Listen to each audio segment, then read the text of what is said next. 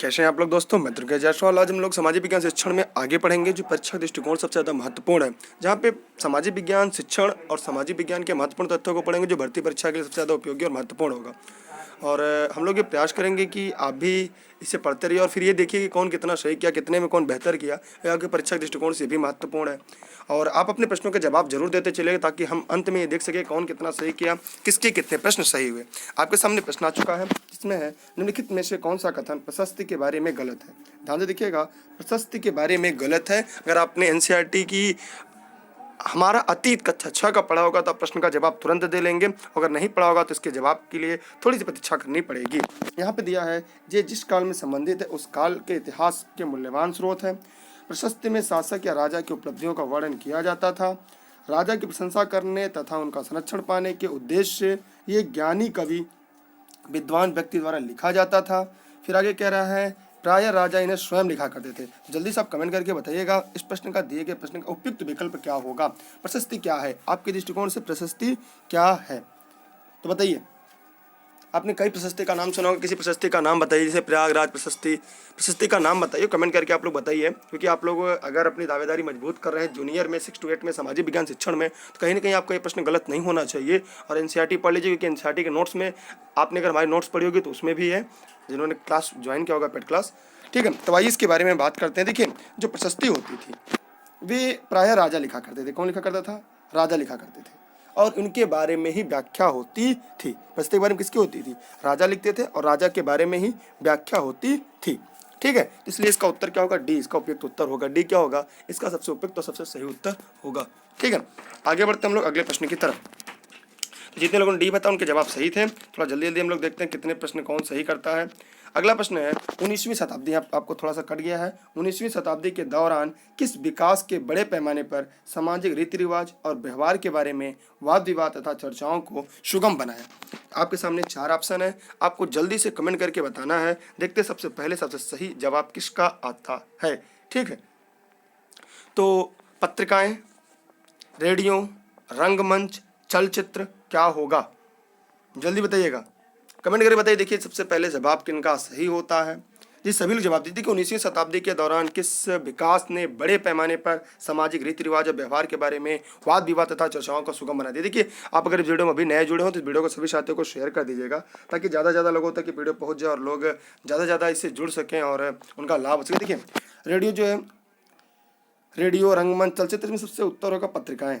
ठीक, आपने अगर एनसीईआरटी की पढ़ी होगी राजनीतिक चलचित्रण में तो यहाँ पे आपको मिला होगा पत्रिकाएं। 19वीं शताब्दी दौरान पत्रिकाएं बड़े पैमाने पर सामाजिक रीति रिवाज व्यवहार के बारे में वाद व्यवहार चर्चा को सुगम बनाया। इसका उत्तर क्या होगा? पत्रिकाएं। जितने लोगों ने पत्रिकाएं बताया उन लोग के जवाब सही थे। अब आगे बढ़ते हैं। अगला प्रश्न थोड़ा सा कट गया है, मैं उसको पढ़कर सुना देता हूँ, शायद उम्मीद करते हैं आपको समझ में आ जाएगा। यहाँ पे लिखा गजनी, गजनी के सुल्तान महमूद द्वारा सोमनाथ मंदिर को नष्ट करने के पीछे कौन सा कारण था? ध्यान से सुनिएगा, गजनी के सुल्तान महमूद द्वारा सोमनाथ के मंदिर को नष्ट करने के पीछे कौन सा कारण था? हमारा अतीत एनसीईआरटी कक्षा 7 में इसका आपको उत्तर मिलेगा। अगर आपने एनसीईआरटी कक्षा 7 का पढ़ा होगा तो आप बेहिचक इस प्रश्न का उत्तर दे लेंगे।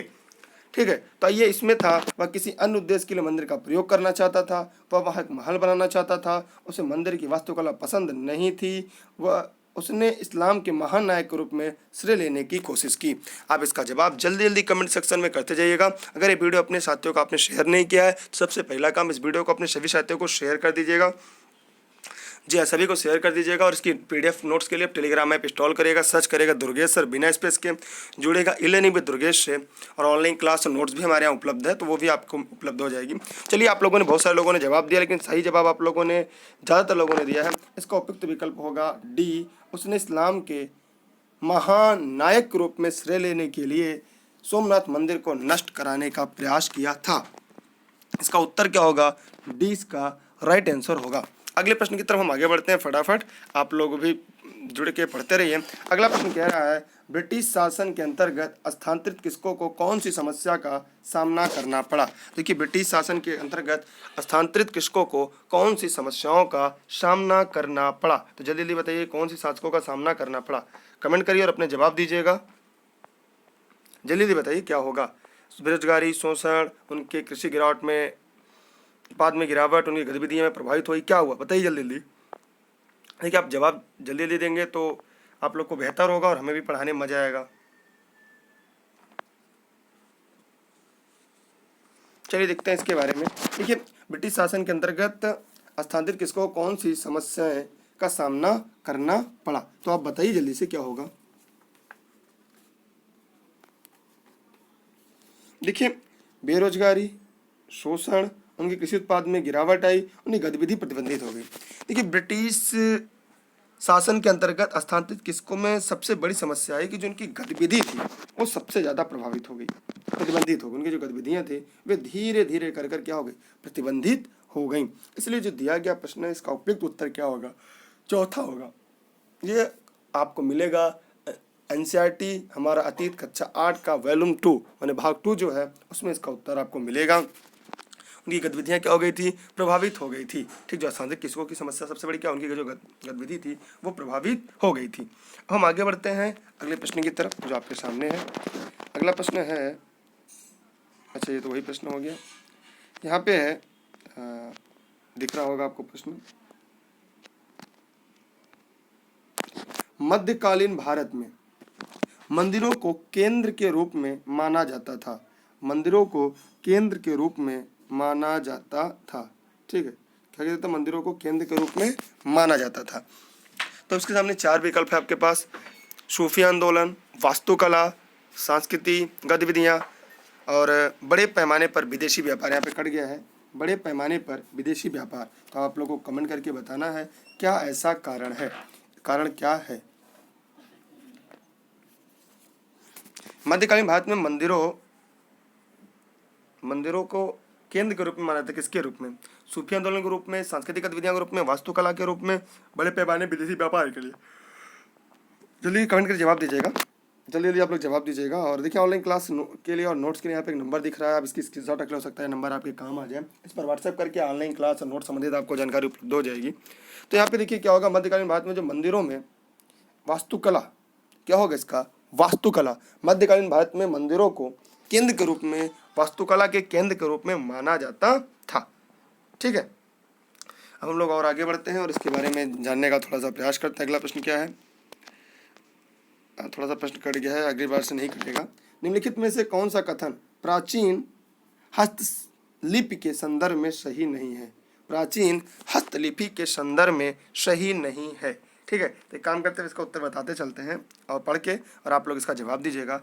ए है, वे हस्तलिखित थी, उनके बाद वो मुद्रित की गई थी। कुछ हस्तलिपियां पत्थर या धातु पर उकेरी गई थी। सी, वह प्राय ताड़पत्रों पर लिखी हुई थी। वे जिस काल को प्रदर्शित करती थी उस काल का मुख्य स्रोत थी। ठीक है, तो यहाँ पे प्रश्न था, मैं दोबारा पढ़ दे रहा हूँ। निम्नलिखित में से कौन सा कथन प्राचीन हस्तलिपि के संदर्भ में सही नहीं है। ए है, वे हस्तलिखित थी और उनके बाद मुद्रित की गई थी। बी है, कुछ हस्तलिपियां पत्थर या धातु पर उकेरी गई थी। सी है, वे प्रायः ताड़पत्रों पर लिखी हुई थी। डी है, वे जिस काल को प्रदर्शित करती हैं उसका काल मुख्य स्रोत है। तो इसका क्या होगा, इसके बारे में जानते हैं। इसका जो उपयुक्त उत्तर होगा वो उसका 20 का राइट आंसर होगा। देखिएगा यहाँ पे प्रश्न पूछ रहा है कि कौन सा कथन प्राचीन हस्तलिपि के संदर्भ में, तो कुछ हस्तलिपियां पत्थर या धातु पर उकेरी गई थी, यही प्राचीन हस्तलिपि के संदर्भ में सही नहीं है, क्योंकि यहाँ पे सही नहीं है पूछा है। मतलब कौन कौन सही है, देखिएगा, हस्तलिखित थी उनके बाद मुद्रित की गई, ये सही है। वे प्रायः ताड़पत्रों पर लिखी होती, ये भी सही है। जिस काल में प्रदर्शित करती हैं उसी काल का मुख्य स्रोत है, जैसे जिस काल को प्रदर्शित करते उसी काल का मुख्य स्रोत है। और पूछा कौन सी गलत है, तो गलत कथन कौन है इसमें, बी गलत है कि कुछ हस्तलिपियां पत्थर या धातु पर उकेरी गई थी। ठीक, ये गलत है, जो गलत है वही सही, क्योंकि यहाँ पे गलत कथन पूछा है, इसलिए इसका उत्तर क्या होगा, 20 का राइट आंसर होगा। आगे बढ़ते अगले प्रश्न की तरफ। अगला प्रश्न थोड़ा सा कट गया है और ये पैसेज के माध्यम से है, और इस पैसेज भी आता है, शायद आपको पता होना चाहिए, लेकिन यहाँ कट जाने की वजह से इस प्रश्न को हम छोड़ देते हैं और इस प्रश्न को हम अगले दिन पढ़ लेते हैं, क्योंकि यहाँ पे काफ़ी प्रश्न ऐसे हैं जो कट चुके हैं। आगे तो सही हो गया ना, हाँ, आगे प्रश्न सही हैं। चलिए यहाँ पे एक पैसेज था ऊपर, उसका छोड़ देते हैं, उसमें 2 प्रश्न आपका छूट जाएगा। यहाँ से पढ़ते हैं हम लोग, एक पैसेज है आपके सामने और ध्यान से पढ़ते हैं इस पैसेज को, और उस पैसेज को पढ़ने के बाद हम लोग इसका जवाब देंगे। इसमें से 2 प्रश्नों के जवाब आपको देने हैं। एक चिट्ठी आपके नाम, ध्यान से पढ़ लीजिए, एक चिट्ठी आपके नाम। शायद आपने छात्र छात्रों या बच्चों को कहते सुना होगा कि नागरिक शास्त्र बड़ा बोरिंग है। हो सकता है कि आपको भी लगता हो कि किस बात में दम है। अपने देश में नागरिक शास्त्र को पाठ्यक्रम में शासन की औपचारिक राजनीतिक संस्थाओं को जानकारी पर जोर रहा है। पाठ्यपुस्तकों में संवैधानिक, कानूनी, पेचीदा दिग्गियों के निशक और उबाऊ ब्यौरों में भरे रहते हैं। जाहिर ऐसे बच्चों में जो कुछ अपने वास्तविक जीवन में देखता है, जो बातें किताबों में पढ़ता है, उनके बीच तालमेल नहीं बैठा पाता। शायद यही कारण हमारे किशोर किशोरियों को नागरिक शास्त्र की पढ़ाई बोरिंग लगती है, जबकि वास्तव में स्थिति यह है कि हमारे देश के नागरिकों को राजनीतिक में भागीदारी रुचि बहुत गहरी है। यहाँ पे इसकी स्क्रीनशॉट ले लीजिएगा जरा, तो आप लोग यहाँ से स्क्रीनशॉट क्लिक कर लीजिए। जी हो गया, चलिए अब यहाँ से कोई स्क्रीनशॉट क्लिक कर लीजिए। अब इसके प्रश्न का जवाब देते हैं। प्रश्न नंबर 54 आपके सामने है। प्रश्न नंबर 54 है कि इस अनुच्छेद में तालमेल नहीं बैठा पाता है, वाक्यांश किस संदर्भ में प्रयुक्त हुआ है। तो जल्दी से कमेंट करके बताइए किस संदर्भ में प्रयुक्त हुआ है, जल्दी से कमेंट करके बताइएगा।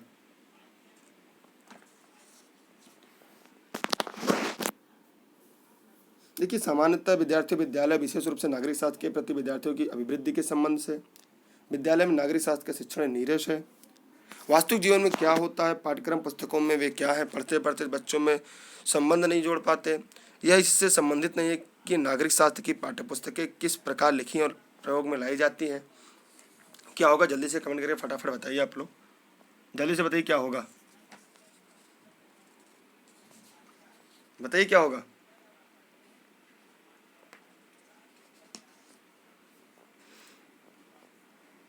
देखिए, इसका सबसे उपयुक्त उत्तर सभी लोगों ने सही दिया है कि तालमेल नहीं बैठा पाता है।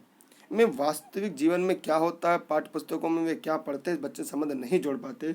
इसलिए इसका उत्तर क्या होगा, सी इसका राइट आंसर होगा। सी क्या होगा, इसका राइट आंसर होगा। अगले प्रश्न की तरफ बढ़ते हैं। अगला प्रश्न आपके सामने आ चुका है। नागरिक शास्त्र की पाठ्य पुस्तकों में विषय वस्तु को नीरस और उबाऊ प्रस्तुत शिक्षक के द्वारा जीवंत बना सकता है। यानी कैसे कोई शिक्षक उसे जीवंत बना सकता है, कमेंट करके बताइएगा। 4 ऑप्शन आपके सामने है।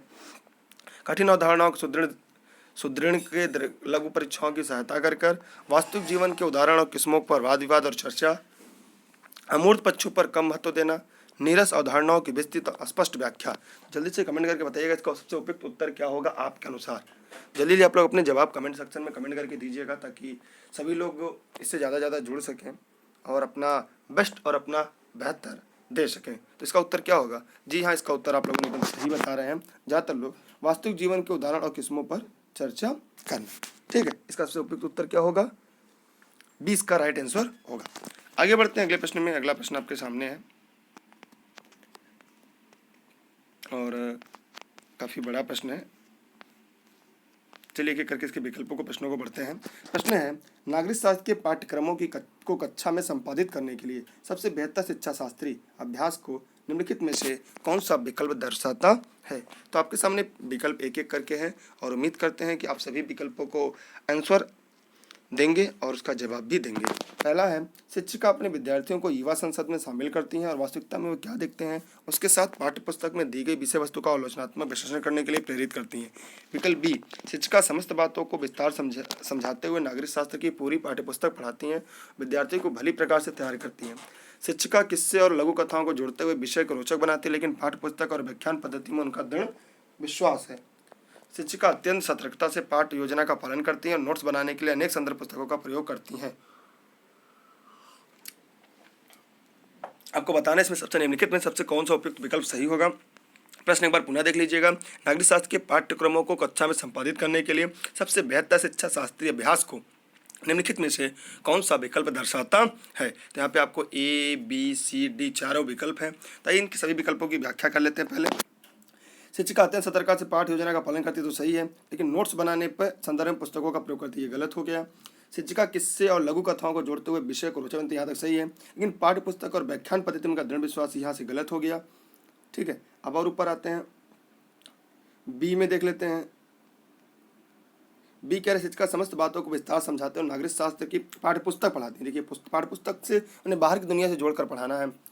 शिक्षिका को अपने विद्यार्थियों को युवा संसद में शामिल करते एकदम सही है, और वास्तविकता में क्या देखते हैं इसके साथ पाठ्यक्रम पुस्तक में दी गई विषय वस्तु का आलोचनात्मक विश्लेषण करने के लिए प्रेरित करती हैं। इसका सबसे उपयुक्त विकल्प जो है ए इसका राइट आंसर है, ए इसका सही जवाब होगा। ठीक है, ए इसका क्या होगा, सही जवाब होगा। चलिए, तो ये जितने लोगों ने बताया उन लोगों के जवाब सही है। इस वीडियो को अपने सभी साथियों को शेयर भी कर दीजिएगा। अगला प्रश्न आपके सामने है जो हम लोग देख पा रहे हैं। भारत में प्रभावी प्रशासनिक प्रथा विकसित करने के लिए ब्रिटिश सरकार निम्नलिखित में से किसे अपनाया? जल्दी से कमेंट करके जवाब दीजिएगा, किसे अपनाया था। ठीक है, ब्रिटिश सरकार ने किसे अपनाया था, जरा कमेंट करिए, कमेंट करके अपने जवाब जरूर दीजिएगा। ठीक, क्या होगा? स्थानीय जनसंख्या का शोषण करने की प्रथा, सैन्य अभियान, सर्वेक्षण करने की प्रथा, भू राजस्व संग्रह करने की प्रथा, क्या होगा? भारत में प्रभावी प्रशासनिक प्रथा को विकसित करने के लिए ब्रिटिश सरकार ने किसे अपनाया था? स्थानीय जनसंख्या का शोषण करने की प्रथा, सैन्य अभियान, सर्वेक्षण करने की प्रथा, भू राजस्व संग्रह करने की प्रथा, क्या होगा? जल्दी फटाफट कमेंट करके बताइए। कितने लोगों ने सही किया वही बताइएगा। देखिए, इसका जो सबसे उपयुक्त उत्तर होगा वो है आपका स्थानीय जनसंख्या का शोषण करने की प्रथा, सैन्य अभियान, सर्वेक्षण। तो कह रहा है भारत में प्रभावी प्रशासनिक प्रथा विकसित करने के लिए ब्रिटिश सरकार निम्नलिखित में किसे अपनाया? भू राजस्व संग्रह करने की प्रथा। क्या अपनाया? भू राजस्व संग्रह करने की प्रथा को अपनाया था। आगे बढ़ते अगले प्रश्न की तरफ। ये भूगोल का है, कक्षा 6 का। एक मानचित्र कैसे पैमाने का प्रयोग करता है जिसमें मानचित्र में 1 सेमी धरती 20 मीटर के बराबर है? यदि मानचित्र पर दो स्थानों के बीच की दूरी 5 सेमी हो तो 5 गुणे 20 कर देंगे तो क्या हो जाएगा? 100 मीटर होगा। क्या होगा? 100 मीटर होगा। इसका उत्तर क्या होगा? 100 मीटर होगा। एक बार ध्यान से प्रश्न को देख लीजिए, पढ़ लीजिए, समझ लीजिए, ताकि हम बताते हैं आपको। ये भूगोल का है, कक्षा 6 का। एक मानचित्र ऐसे पैमाने का प्रयोग करते हैं इसमें एक मानचित्र में 1 सेमी धरती 20 मीटर के बराबर है। यदि मानचित्र पर दो स्थानों के बीच की दूरी 5 सेमी हो तो 1 सेमी बराबर 20 मीटर, तो 5 सेमी बराबर 100 मीटर। तो वास्तविक दूरी क्या होगी? 100 मीटर होगी। ठीक है, आगे बढ़ते हैं अगले प्रश्न की तरफ। यहाँ पे निम्नलिखित को क्या दर्शाया है? ठीक, क्या में क्या पूछा है? निम्नलिखित में से दक्षिण पूर्व कौन सा दर्शाता है? बताइए, दक्षिण पूर्व क्या है? इसमें दक्षिण पूर्व क्या होगा? जल्दी से कमेंट करके अपने जवाब दीजिएगा। यहाँ देखिए एक नंबर दिख रहा है, वो आपके साथ काम आ जाए, 6006344367। और इस वीडियो की अंत तक देखिएगा, अपने सभी साथियों को शेयर करिए। साथ ही साथ आप नोट्स के लिए टेलीग्राम ऐप इंस्टॉल करिएगा, सर्च करिएगा दुर्गेश सर बिना स्पेस के, जुड़िएगा ई-लर्निंग विद दुर्गेश से। तथा फेसबुक पेज हमारे ई-लर्निंग विद दुर्गेश, उसके साथ भी आप जुड़ सकते हैं। कह रहा दक्षिण पूर्व। दक्षिण देखिए, इसमें हम जानते हैं आप, ये होता है नॉर्थ, ये होगा नॉर्थ आपका, ये साउथ, ईस्ट, वेस्ट, और ये क्या हो जाएगा? ये नॉर्थ ईस्ट हो जाएगा। ये क्या हो जाएगा आपका? North east. यहाँ क्या पूछा है आपके प्रश्न में? दक्षिण पूर्व। आइए दक्षिण पूर्व के बारे में बात करते हैं। अगर हम जैसे दक्षिण की बात करेंगे तो इसमें दक्षिण क्या है? नीचे का दक्षिण है। और पूर्व की बात करेंगे तो ये हो गया दक्षिण पूर्व। ये ईस्ट होता है और ये वेस्ट होता है। ठीक, ये हो जाएगा हमारा दक्षिण पूर्व। ठीक है, जरा एक बार आप देख लीजिए, समझ लीजिए, कोई दिक्कत कोई समस्या तो नहीं आ रही है ना? इसलिए इसका उत्तर क्या होगा? ये होगा। ठीक, एक प्रश्न और आगे बढ़ते हैं। इसलिए डी कहाँ पे? इसका मतलब, इसका उत्तर डी का मतलब बी। इसका उत्तर क्या होगा? बी इसका राइट आंसर होगा। आप फेसबुक पेज से जुड़े रहिएगा ई-लर्निंग विद दुर्गेश साथ, क्योंकि हो सकता है वहाँ पे आपकी बहुत सारी चीज़ें उपलब्ध हो जाए। E learning with Durgesh Facebook page, e learning with Durgesh Twitter, e learning with Durgesh Insta, e learning with Durgesh. जल संरक्षण के संदर्भ में निम्नलिखित में से कौन सा कथन गलत है? जल संरक्षण के संबंध में कौन सा कथन गलत है? इसमें 4 ऑप्शन दिया गया, इसमें गलत कथन आपको बताना है। और आपके सामने 4 विकल्प है, 4 विकल्प ध्यान से पढ़ लीजिएगा और नीचे दिए गए प्रश्नों का जवाब दीजिएगा। उम्मीद करते हैं आपके जवाब सही और सटीक होंगे। क्या होगा? ठीक है, कह रहा है कि स्प्रिंकलर वाष्पीकरण को प्रभावी तरीके से नियंत्रित करते हैं। जल अनवीनीकरणीय संसाधन है। वन अथवा वनस्पति आवरणों द्वारा भूमिगत जल के स्तर को सुधारा जा सकता है। पृष्ठीय प्रवाह को नियंत्रित करना जल संरक्षण के तरीकों में से एक है। तो बताइए, इसका सबसे उपयुक्त उत्तर कौन सा गलत है? इसमें 3 कथन सत्य है, कथन गलत है। उस गलत कथन को ही आपको पहचानना है। आपको भी, हमें सभी को पहचानना है। तो जल्दी से आप अपना कमेंट करिए, कमेंट करके बताइए क्या होगा। ठीक है, आप लोग अपना कमेंट करके जवाब दीजिएगा इसका क्या होगा। मतलब इसमें 3 कथन तो सही है, एक कथन गलत है। गलत कथन की पहचान करना है। प्रश्न क्या है आपका कि जल संरक्षण के संदर्भ में निम्नलिखित में से कौन सा कथन गलत है? ठीक है, आइए इसका उत्तर हम लोग जानने का प्रयास करते हैं एक एक करके। इसमें दिया है पृष्ठीय प्रवाह को नियंत्रित करना जल संरक्षण के तरीकों में से एक है, सही बात। वन अथवा वनस्पति आवरणों द्वारा भूमिगत जल को सुधारा जा सकता है, ये भी सही बात है। तो ये गलत क्या है? इसमें गलत कथन पूछा है जल संरक्षण के विषय में। जल संरक्षण के विषय में गलत कथन पूछा है, तो इसका गलत कथन जो होगा, जल एक अनवीनीकरण संसाधन है, यही गलत है। यही क्या है? गलत है, क्योंकि नवीनीकरण संसाधन है ठीक, इसलिए इसका उत्तर क्या होगा, 20 का राइट आंसर होगा। तो आप इसी के साथ इस वीडियो को आप लोग सभी साथियों को देखिएगा, अपने सभी साथियों को शेयर करिएगा। जो एनसीईआरटी पैटर्न के आधार पर हमने आपको पढ़ाने का पूरा प्रयास किया। अगर फिर भी कोई फीडबैक है तो आप अपने कमेंट सेक्शन में जरूर दीजिएगा। और इसकी जो पीडीएफ, जिस पीडीएफ हमने आपको पढ़ाया है वो हमारे जल्दी टेलीग्राम पे उपलब्ध कर दी जाएगी। टेलीग्राम ऐप इंस्टॉल करेगा, सर्च करेगा दुर्गेश सर बिना स्पेस के, जुड़ेगा इलेनी विद दुर्गेश से, और साथ ही साथ फेसबुक पे जिलेनी विद दुर्गेश पे। ठीक है, तो आप लोगों ने कितने में से कितना सही होगा कमेंट करके बताइएगा। इस तरह डेली वीडियो लेक्चर आपको मिलते रहेंगे, आप भी अपना बेस्ट देते रहिए, हम लोग भी अपना बेस्ट देंगे, सफलताएं जल्दी आपको मिलेंगी। या पर प्राइमरी के साथ साथ अन्य सभी भर्ती परीक्षाओं के लिए केवीएस, डीएसएसबी और सीटेट के तो लिए है ही है, और उसकी भी तैयारी कर रहे हैं तो उसके लिए आपका रामबाण साबित होगा। चलिए बहुत बहुत धन्यवाद आप सभी को। जय हिंद, जय भारत।